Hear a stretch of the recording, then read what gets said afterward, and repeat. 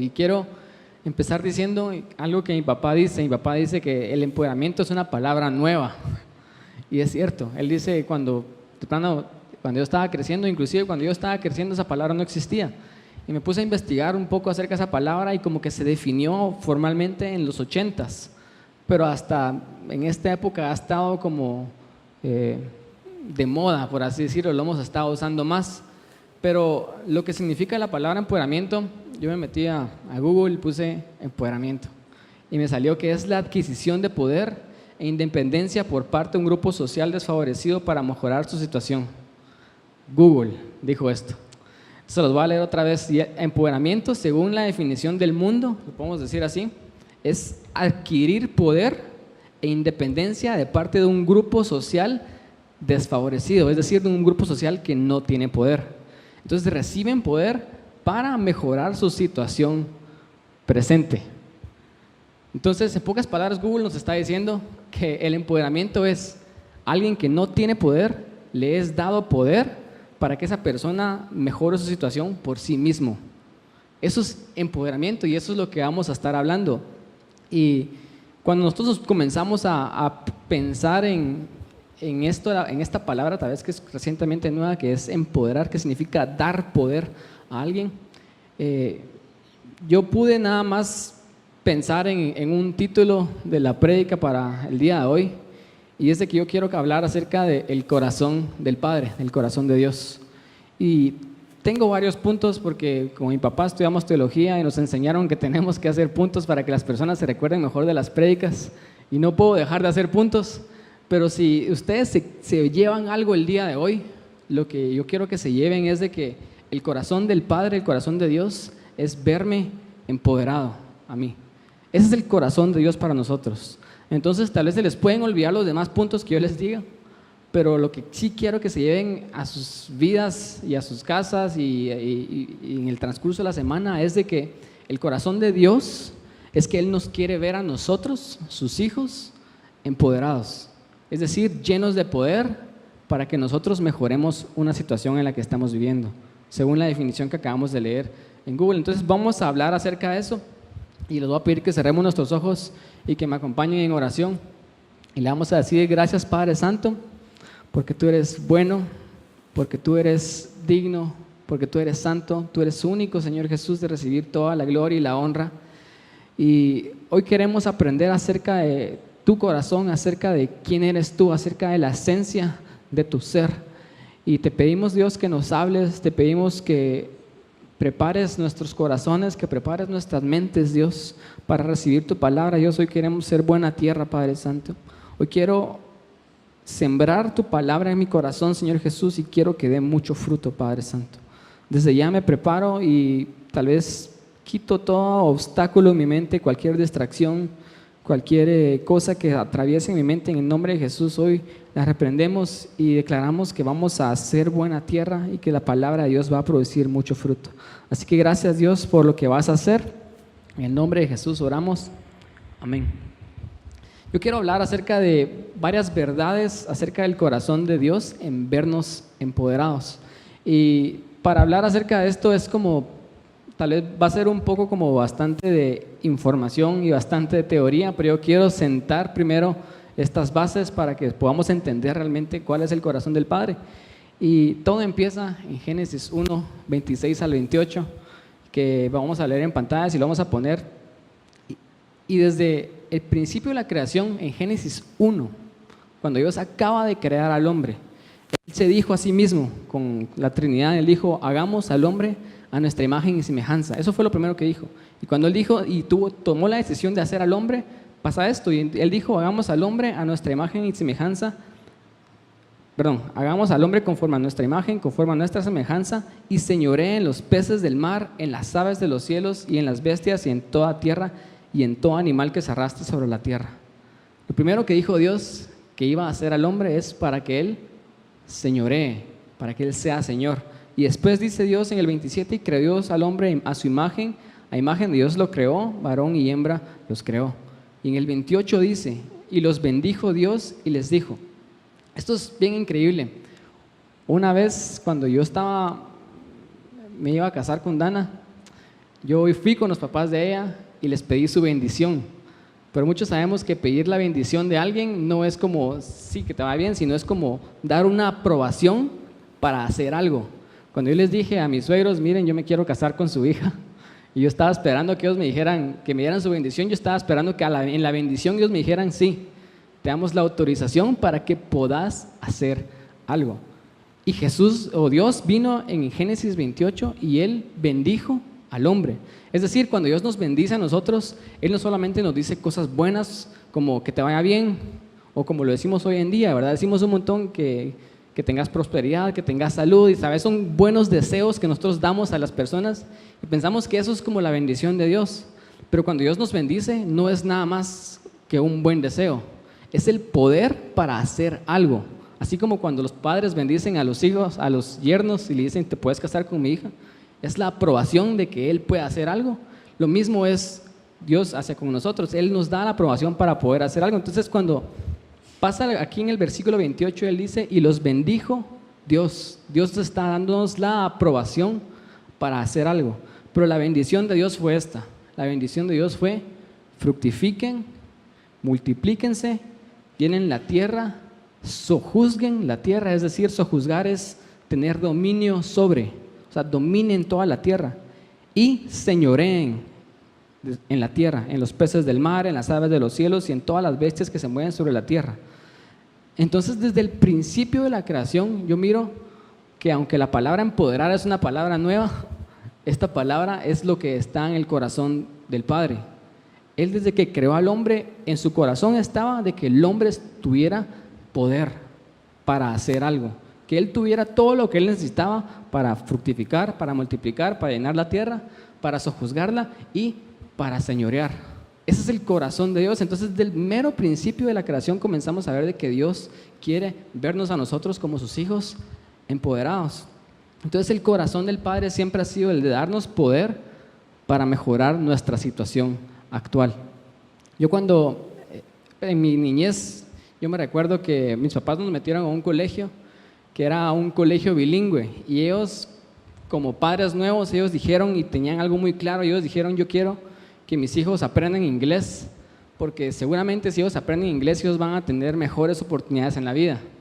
Y ellos se esforzaron mucho en mantenernos durante toda nuestra infancia en un colegio que era completamente bilingüe. Y hoy en día tal vez podemos ver los frutos de lo que eso dio, porque yo cuando cumplí 18 años salí, me gradué, entré a trabajar en un call center, que son bien famosos en Guatemala, teniendo 18 años, sin experiencia laboral, sin ningún otro tipo de experiencia, pero solo porque sabía inglés. Yo estaba en un call center trabajando, teniendo un sueldo de 5,000 o 6,000 quetzales, que eso es una bendición, solo por saber inglés, sin tener ninguna sola experiencia.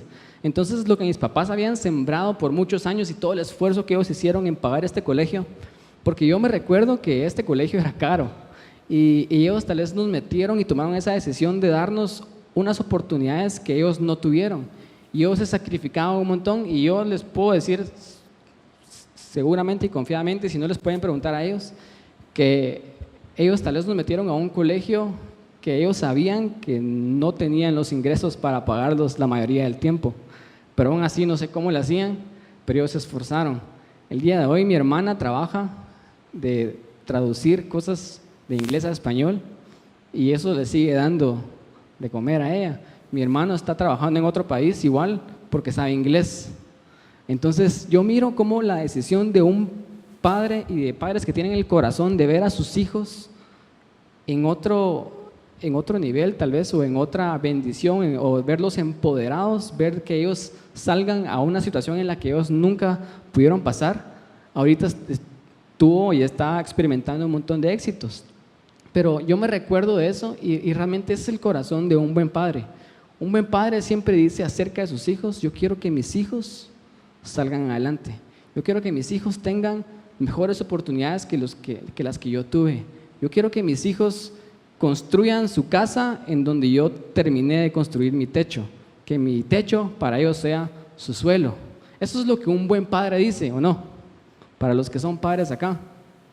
Y Dios es exactamente, y tiene el mismo corazón, porque Dios es el mejor padre que existe. En el corazón de Dios, Él quiere vernos a nosotros llenos de poder. Él quiere vernos empoderados para que nosotros vayamos a cualquier situación de la vida y que nosotros tengamos todo lo que necesitamos para salir adelante de esa situación. Entonces, mi punto número 1 es bien sencillo, y es de que en el principio Dios empoderó a la humanidad. Ese es el corazón de Dios revelado desde el principio de la creación. Pero después vino Jesús, y mi punto número 2 es que Jesús vino a empoderarnos a vivir. Ahora, lo que pasó fue esto. Dios dijo: yo quiero que mis hijos estén llenos de poder. Yo les voy a dar todo lo que ellos necesitan para que ellos fructifiquen, multipliquen, sojuzguen y señoreen, para que ellos tengan dominio sobre toda la tierra. Eso fue el corazón de Dios en el principio. Pero lo que pasó, todos sabemos que el hombre decidió no solamente desobedecer a Dios al comer de ese fruto prohibido, sino, ¿cuántos saben de que cuando ellos desobedecieron a Dios, ellos estaban obedeciendo a alguien más? Porque cuando desobedecemos a Dios, no solamente no estoy haciendo lo que Dios me dice, sino estoy obedeciendo lo que alguien más me está diciendo. Porque la serpiente les dijo, coman. Dios les dijo, no coman. Dios les dijo, ustedes van a morir. La serpiente les dijo, ustedes no van a morir. Entonces les dijo todo lo opuesto, y cuando ellos desobedecieron, ellos obedecieron a la serpiente. Entonces lo que pasó en el principio fue que ellos cambiaron de maestro, y en vez de tener de amo y señor a Dios, al creer en las mentiras del enemigo, en las mentiras de la serpiente, ellos cambiaron de amo y tuvieron de amo a Satanás. Entonces todo el poder que nos había sido dado en el principio de la creación, el hombre se lo dio a Satanás. Porque Satanás no tiene ningún poder, el mentiroso no tiene ningún poder a menos que nosotros creamos en las mentiras. Cuando yo creo en las mentiras que Satanás me dice, yo le estoy poniendo el poder que Dios me dio a mí, se lo estoy dando a Satanás. Entonces lo que pasó en el principio es de que el hombre decidió dar el poder que él había recibido de parte de Dios y se lo entregó a Satanás. Cuando nosotros miramos en la tentación de Jesús, él está en el desierto y él le dice, mira, si vos te postrás y me adorás, le dice Satanás a Jesús, todo esto va a ser tuyo porque a mí me ha sido dado, le dijo Satanás. O sea, ¿quién le había dado al diablo el poder de tener dominio sobre todo eso? No se lo dio Dios, se lo dimos nosotros cuando decidimos creer en Él. Pero cuando Jesús vino, Él dijo en Juan 10:10, yo he venido para que ustedes tengan vida y vida en abundancia. Antes de decir esto, Jesús también dijo, el ladrón no vino sino para matar, hurtar y destruir, pero yo he venido para que ustedes tengan vida en abundancia. Entonces Jesús vino a restaurar el poder que nos había sido dado a nosotros y nos vino a empoderar a vivir. Jesús dijo, el ladrón no ha venido sino para matar, hurtar y destruir. Cuando leemos la definición que leímos al principio de Google, ¿se recuerdan que Google dice que empoderamiento es cuando se le da poder a un grupo social desfavorecido? Cuando nos ponemos a pensar en grupos sociales hoy en día desfavorecidos, son grupos que tienen mucha muerte dentro de ellos, que tienen mucha destrucción y que tienen mucho robo. Si nos comenzamos a poner en las áreas tal vez rojas de la ciudad de Guatemala, son áreas en donde hay muchas muertes, en donde hay muchos asaltos y donde hay mucha destrucción. ¿Qué es lo que está pasando acá? Estos grupos sociales desfavorecidos son los que más experimentan la destrucción, la muerte y el robo. ¿Y eso de quién viene? De Satanás. Pero nosotros éramos el grupo desfavorecido que estábamos experimentando destrucción, muerte y robo. Y Jesús vino a cambiar eso, Él vino a empoderarnos a nosotros a vivir. Entonces Jesús vino y reveló el corazón del Padre y Él nos desató de las limitaciones de Satanás, de las limitaciones del enemigo y nos dio el poder nuevamente. Quiero que me acompañen a Mateo 16:19.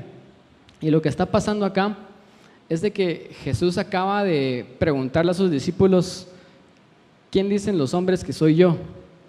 Y todos comienzan a decir, unos dicen que tú eres Elías, unos dicen que tú eres otro de los grandes profetas del Antiguo Testamento. Y Jesús les pregunta a ellos, ¿y quién dicen, qué piensan ustedes que soy yo? Y Pedro le dice, tú eres el Hijo, el Cristo, el Hijo del Dios viviente. Entonces después de esta confesión tan increíble de Pedro, Jesús viene y le dice a Pedro estas palabras y le dice: te daré las llaves del reino de los cielos, todo lo que ates en la tierra quedará atado en los cielos, y todo lo que desates en la tierra quedará desatado en los cielos. Lo que estaba haciendo Jesús y lo que Él vino a hacer cuando Él vino a morir por nosotros es de que Él vino a restaurar el orden de quién es el que tiene el poder de ahora en adelante. Hasta antes de la muerte y resurrección de Jesús, Satanás era la persona que tenía el poder porque el hombre se lo había dado. Era un derecho legal que se le había entregado a Él. Pero Jesús vino y Él nos empoderó para que nosotros podamos vivir. Es decir, Él vino a restaurar el orden. Y cuando Él le dice a Pedro que Él le va a dar las llaves de los cielos, imagínense esto: todo lo que ustedes aten y desaten va a pasar. Si ustedes vienen y desatan bendición, la bendición del cielo acá en la tierra, ¿qué va a pasar? Se va a desatar. La autoridad nos ha sido dada, y esa misma autoridad que Jesús le dio a Pedro como cabeza de la iglesia, nos la dio a nosotros, a los que creemos que Jesús es el Cristo, el Hijo del Dios viviente, porque esa era la declaración que Él acababa de hacer. Nosotros hemos leído este versículo en Efesios 1:22 y lo leímos cuando estuvimos hablando de la serie Yo Soy Sobrenatural. Pero Efesios 1:22 dice que Dios sometió todas las cosas al dominio de Cristo y lo dio como cabeza de todo a la iglesia. Es decir, Cristo, cuando murió y resucitó, Él restauró todo el poder que nosotros debimos de haber tenido y guardado desde el principio de la creación. Y Dios sometió todas las cosas al dominio de Cristo, porque Él resucitó victorioso. Él venció a la muerte, Él venció cualquier otra potencia, y porque Él era victorioso, todo dominio fue sometido a Cristo. Pero después lo dio como cabeza de todo a nosotros, la iglesia. Es decir, Dios nos da todo lo que necesitamos para vivir. Dios nos da todo el poder para que yo pueda salir de ser ese grupo social desfavorecido y pueda cambiar mi situación actual.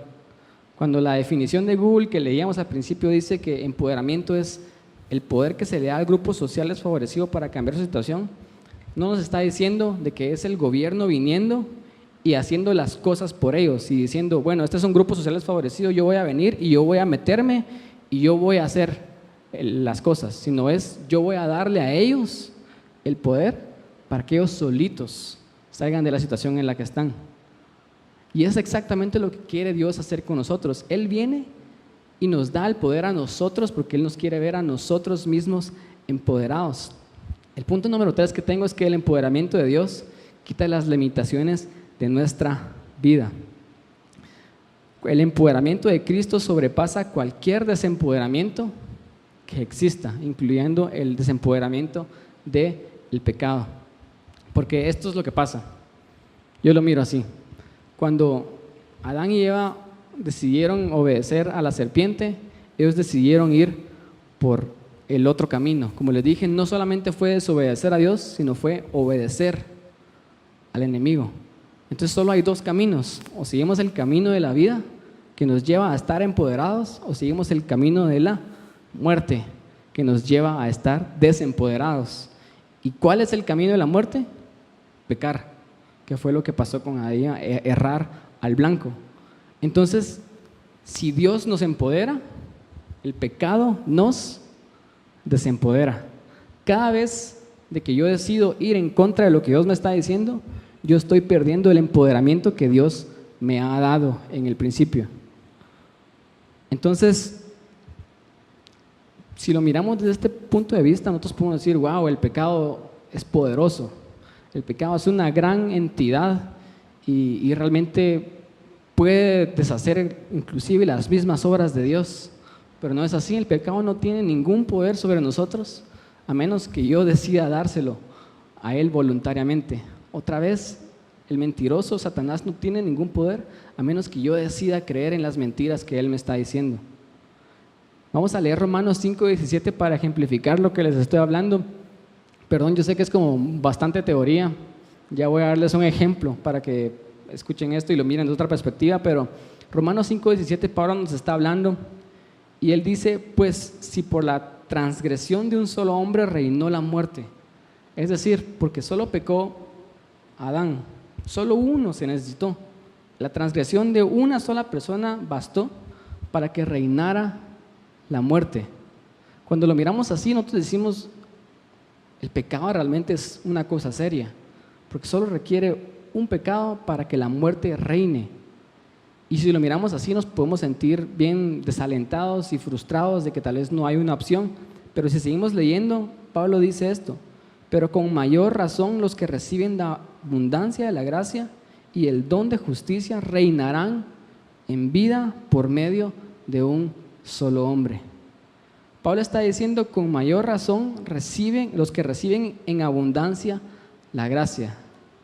Las únicas condiciones para recibir el empoderamiento de Dios y reinar en vida, porque eso es lo que está diciendo aquí la Biblia. Si cuando obedecemos al pecado reina la muerte, cuando yo recibo la gracia, reina la vida. Yo puedo reinar en vida.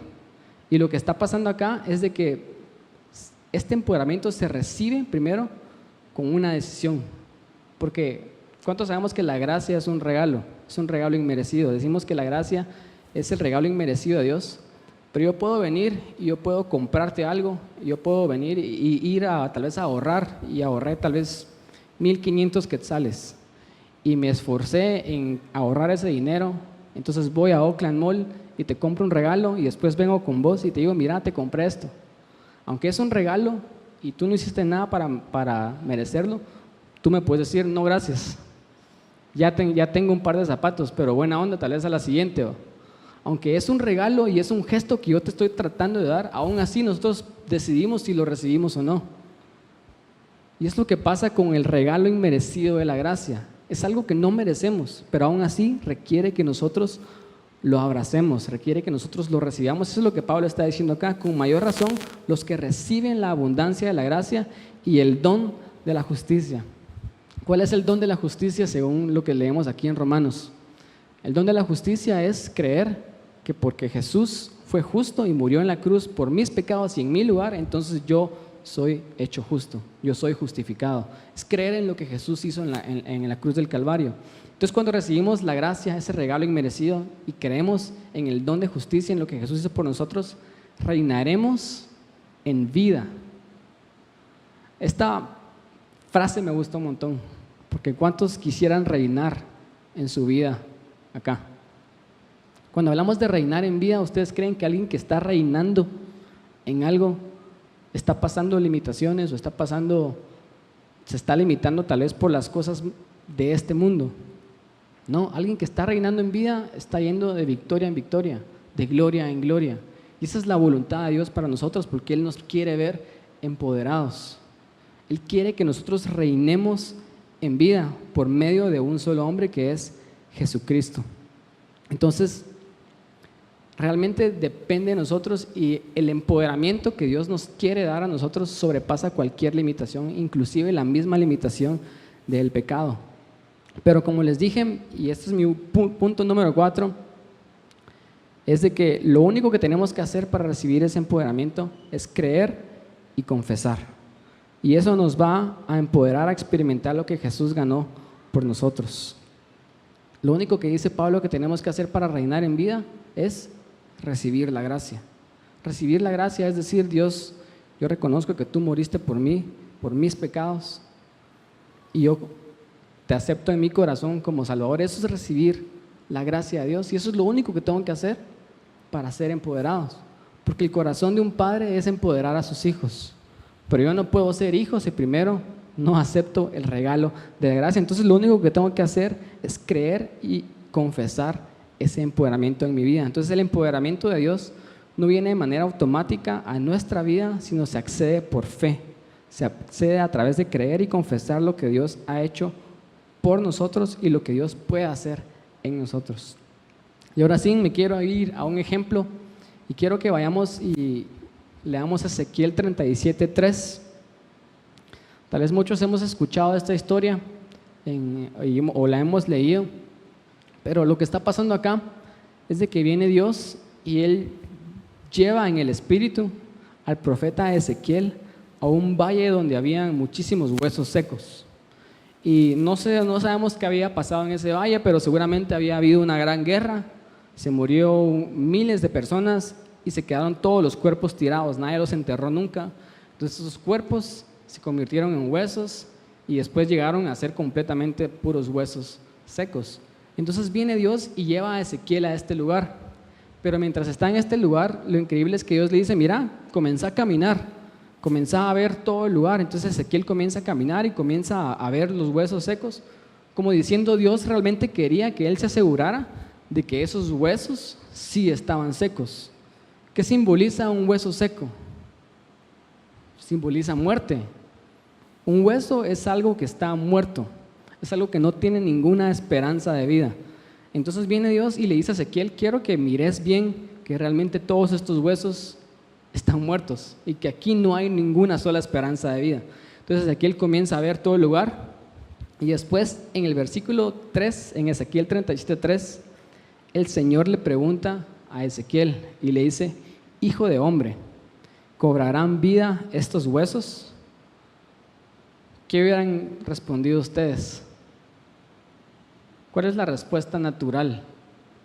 No, ya están muertos, ¿verdad? Ya están no solamente muertos, sino ya están hechos polvo, o sea, ya no hay ninguna esperanza de vida. Pero Dios no viene y le comienza a decir a Ezequiel, mira, estos huesos van a vivir, sino él le pregunta primero a él porque quería ver su respuesta, quería ver si él creía que estos huesos podían vivir. Entonces le dice, hijo de hombre, cobrarán vida a estos huesos.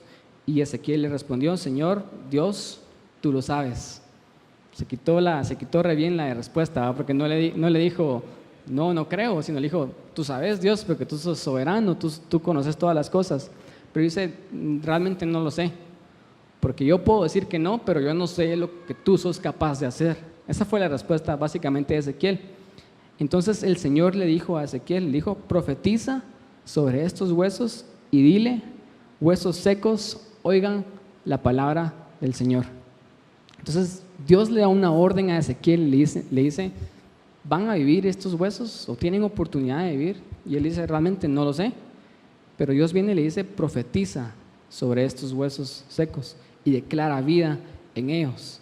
Y si seguimos leyendo, lo que pasa es una historia súper impresionante. Y si yo realmente me llevaran a escoger qué milagro quisiera ver yo del Antiguo Testamento, tal vez este sería uno de los que yo quisiera ver, porque dice que comenzó a soplar un gran viento en todos los huesos y de los huesos comenzaron a regenerar tendones y de los tendones comenzó a regenerarse músculo y todos los huesos se comenzaron a unir hasta que se formaron hombres de carne y se pararon, pero no tenían vida dentro de ellos, eran como clones.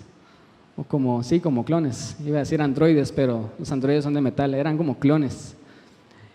Y viene Dios y le dice, profetiza que venga aliento de vida en ellos. Y Ezequiel profetiza vida en ellos y ellos vuelven a vivir. Y era un gran ejército, dice la palabra de Dios. Pero fue un milagro increíble lo que estaba pasando acá, pero lo increíble de esta historia es de que Dios nunca le dijo a Ezequiel, ¿miras todos esos huesos secos? Y Ezequiel, sí los miro. Apártate, vas a ver cómo se hace, te voy a mostrar, pon atención para que mires qué increíble soy yo. Y Dios viene y da aliento de vida y levanta los huesos, porque Dios pudo haber hecho eso. De hecho, por el poder de Él fue que estos huesos cobraron vida. Pero Dios no está interesado en hacer las cosas Él, sino Él estaba interesado que Ezequiel se viera lleno de poder para que Él profetizara sobre estos huesos secos. Es decir, Dios está limitando lo que va a pasar a estos huesos a las decisiones de Ezequiel. Dios está limitando lo que va a hacer con estos hombres por las decisiones de otro hombre. Y Él le dice, es tu decisión si estos huesos se quedan como huesos o si estos huesos viven. Es tu decisión si me crees de que estos huesos pueden vivir. Y es tu decisión si vos comenzás a profetizar vida sobre unos huesos secos. Puro loco. Es tu decisión hacer esto.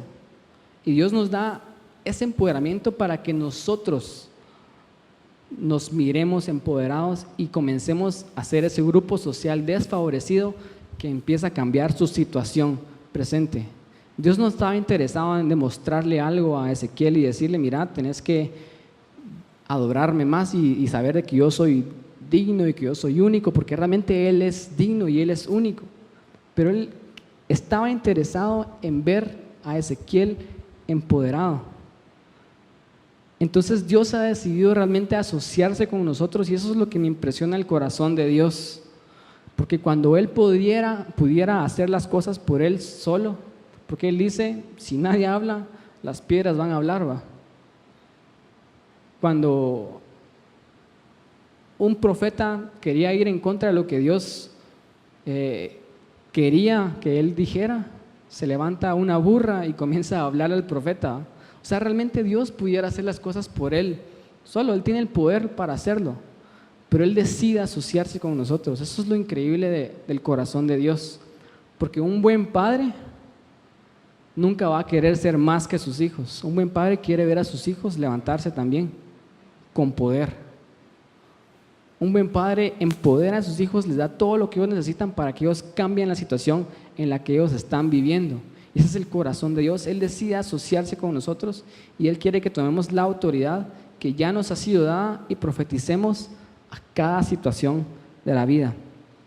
Él nos ha empoderado para determinar qué tanto puede haber, qué tanto cambio puede haber a nuestro alrededor. Esto es súper increíble. Dios me ha empoderado a mí, me ha dado el poder para que yo determine si va a haber cambio a mi alrededor. Pedro dice que él espera pacientemente a que todos se arrepientan, pero ese esperar pacientemente es esperar de que nosotros nos levantemos y vayamos y compartamos el evangelio de todos y que toda criatura escuche el evangelio de Dios, y entonces vendrá el fin. Dios inclusive ha permitido que nosotros afectemos el tiempo de sus planes. Eso es lo increíble acerca de Dios. Él nos empodera para que nosotros determinemos qué tanto cambio queremos ver a nuestro alrededor. Lo que pasó en la segunda parte de esta historia, y lo vamos a leer, está en el versículo 11. Cuando los hombres se habían levantado y habían cobrado vida y dejaron de ser huesos secos, sino ya eran hombres con vida, Dios le dice lo siguiente a Ezequiel, le dice: hijo de hombre, todos estos huesos son el pueblo de Israel. Y esa era la enseñanza que Dios le quería hacer a Ezequiel. Y le dice: nuestros huesos, ellos dicen, nuestros huesos se han secado, ha muerto nuestra esperanza, hemos sido destruidos por completo. Esta era la manera en la que el pueblo de Israel se estaba sintiendo en ese momento. Y lo que le quería hacer entender Dios a Ezequiel es de que si él podía hacer vivir a unos huesos secos, él podía hacer vivir nuevamente al pueblo de Israel. Porque estos huesos secos no tenían esperanza y estaban derrotados por completo, y el pueblo de Israel se sentía sin esperanza y derrotados por completo. A veces hablamos bastante acerca del pueblo de Israel y hablamos de todas las cosas que ellos pasaron en el desierto. Ellos fueron un pueblo necio, un pueblo rebelde, y pasaron un montón de cosas por su necedad y por su terquedad. Ellos pasaron 40 años en el desierto y hablamos esto, ¿verdad? Pero después ellos pasaron a la tierra prometida. Pero estando en la tierra prometida, ellos volvieron a perder la tierra prometida, porque en esta etapa de la historia ellos habían sido conquistados y habían sido dispersados. Ellos ya no estaban en la tierra prometida. Entonces Dios me comenzó a hablar a mí acerca de esto, porque a veces nosotros estamos frustrados porque no hemos llegado a nuestra tierra prometida. Y decimos: Dios, ¿cuándo voy a obtener la promesa que me diste? ¿Cuándo yo voy a cruzar el Jordán y tomar posesión de la tierra? Pero en muchos casos de nuestras vidas, nosotros ya hemos estado en la tierra prometida y lo hemos perdido. Esto es personas como pastores que han perdido su ministerio, personas que alguna vez ustedes dijeron: yo estoy ahorita en mi tierra prometida, pero después la perdieron. Es más doloroso no haber recibido la promesa todavía, sino algo más doloroso que eso es haberla recibido y después haberla perdido. Eso causa más desesperanza en nuestros corazones, y así es como se sentía el pueblo de Israel. Y esta es la palabra que yo les quería traer hoy. Les hablé de empoderamiento y lo que Dios ha hecho por nosotros para llegar a este punto, porque muchos de nosotros nos hemos sentido así. Estamos sin esperanza y nos sentimos destruidos por completo. Esas fueron las palabras de Dios acerca del pueblo de Israel. Así se sentían ellos. Y muchos de ustedes han tenido algo en su vida, tal vez una vez hicieron un ministerio, tal vez una vez Dios los empezó a usar y ustedes dijeron: yo estoy en mi tierra prometida, yo estoy bien, pero después lo perdieron. ¿Y cómo se siente uno después de eso? Te sentís sin esperanza, como yo no sé si Dios me puede volver a usar. Te sentís destruido y comenzás a decir: realmente no sé si hay un mejor futuro para mí, porque lo que me habían prometido yo ya lo tuve, pero ya lo perdí. Es más fácil esperar algo y creer algo que no has recibido, pero es más difícil creer que lo vas a volver a recibir cuando ya lo perdiste. Y Dios le dice: así es como se siente el pueblo de Israel en este momento, y por eso profetiza y diles, ahora no a los huesos secos, sino diles al pueblo de Israel: su Señor y Dios ha dicho: pueblo mío, voy a abrir sepulcros de ustedes y voy a levantarlos de sus sepulturas para traerlos de nuevo a la tierra de Israel. Es decir, Dios está confirmando que ellos no solamente se sentían muertos, ellos realmente estaban muertos, porque Dios dice: yo voy a abrir sus sepulturas, yo los voy a levantar y van a regresar otra vez a la tierra. Como una película de zombies, como una película de muertos, las sepulturas se abren y ellos vuelven a vivir. Eso es lo que está diciendo Dios con ellos, porque ellos realmente no es que solo se sintieran como muertos, ellos sí estaban muertos, pero para Dios no hay nada imposible. Cuando llamaron a Jesús y le dijeron: Lázaro murió, o Lázaro está enfermo, apúrate porque se va a venir, se va a morir. Y Jesús no pone no se apresura y no va a orar por su amigo que era Lázaro, sino él sigue haciendo el ministerio y sigue cumpliendo las cosas que tenía que hacer, y su amigo muere. Pasaron varios días, y después de que un muerto lleva 6 días de muerto, cualquiera ya perdió toda esperanza. A veces tenemos esperanza sobre los enfermos cuando todavía están vivos y cuando todavía tienen esperanza de vida, pero cuando alguien está así en su lecho de muerte, comenzamos a sentirnos desesperanzados acerca de si Dios realmente los va a levantar de ese lugar. Pero una vez mueren, la mayoría de nosotros perdemos toda esperanza y decimos: bueno, ya murió, ahorita sí ya no hay nada que hacer. Jesús esperó 6 días para ir y resucitar a Lázaro, porque para Dios realmente no hay nada imposible. No importa cuánto tiempo vos sintás de que llevas muerto, tal vez has estado alejado de Dios por muchos años y han pasado muchísimos años y vos decís: no sé si habría este punto, yo alguna vez voy a volver a vivir. Pero Dios le está diciendo a Ezequiel: le vas a decir a Israel: pueblo mío, voy a abrir los sepulcros de ustedes y voy a levantarlos de sus sepulturas para traerlos de nuevo a la tierra de Israel. Y cuando yo abra sus sepulcros y los saque de sus sepulturas, ustedes, pueblo mío, sabrán de que yo soy el Señor. Porque ¿quién más puede resucitar a muertos sino solo Dios? Dios es experto en resucitar muertos. Dios es experto en traer vida a las personas que una vez estuvieron muertos. Y cuando leíamos el versículo de Romanos 5:17, eso es exactamente lo que hizo Jesús con nosotros. Nosotros vivíamos en un mundo donde reinaba la muerte, pero cuando Él vino y recibimos la abundancia de su gracia y el don de justicia, ahora podemos reinar en vida. Antes estábamos muertos, ahora estamos vivos, y eso es un milagro. Eso es únicamente lo que Dios hace. Y dice: entonces sabrán de que yo soy el Señor. Entonces, versículo 14: pondré mi espíritu en ustedes y ustedes volverán a vivir. Porque eso es lo que nos hace vivir. Y Dios quiere que nosotros seamos las personas como Ezequiel, que nos levantamos y comenzamos a profetizar a áreas muertas en nuestras vidas. Tal vez es tu matrimonio, tal vez son tus finanzas, tal vez es una enfermedad en tu vida, tal vez es una enfermedad en tu familia, tal vez es algo que ya has perdido toda esperanza, que decís: yo ya estoy muerto en esta área. Pero Dios te está llamando a que te levantes y tomes el poder que Dios ya nos dio y Jesús ya restauró, para que profeticemos vida a áreas muertas. Y entonces Dios va a poner su espíritu en nosotros y volveremos a vivir. Y después dice: sí, yo los haré reposar en su tierra. Es decir, las cosas que una vez ustedes perdieron, ustedes las van a volver a tener. No solamente eso, sino Dios también dice en su palabra que la gloria actual va a ser más grande que la anterior. Eso es lo que dice Dios en su palabra y lo que nos promete a nosotros. Cuando Job perdió todas las cosas, Dios restituye no solo lo que él había perdido, sino restituyó más de lo que él había perdido. Y ese es el corazón de Dios para nosotros, que nosotros regresemos otra vez y reposemos en la tierra. Y así sabrán que yo, el Señor, lo dije y lo cumplí. Palabra del Señor.